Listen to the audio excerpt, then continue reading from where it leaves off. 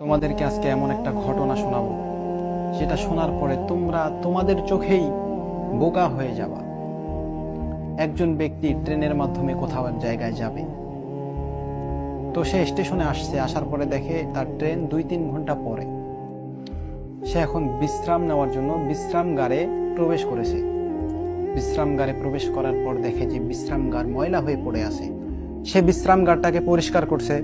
এরপরে দেখে যে বিশ্রামগারের লাইটটা অফ হয়ে আছে বা বন্ধ বা নষ্ট। সে নিজের টাকা দিয়ে লাইট কিনে সেখানে বিশ্রামগারে লাগিয়ে দিয়েছে। এরপর দেখে যে ফ্যানটা নষ্ট, ফ্যানটা ঘোরে না।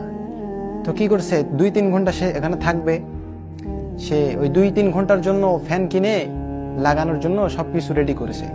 এমন তো অবস্থায় ট্রেনটা চলে আসছে। এখন সে কি করবে? সবকিছু সেখানে রেখে তার গন্তব্যস্থলে যাওয়ার জন্য ট্রেনে উঠে পড়েছে। তো তুমি এই লোকটাকে বোকা ভাববা না? তুমি তো বলবা যে এই লোকটা বোকা। এই লোকটার উদাহরণের মতো সেম তোমার জীবনটা।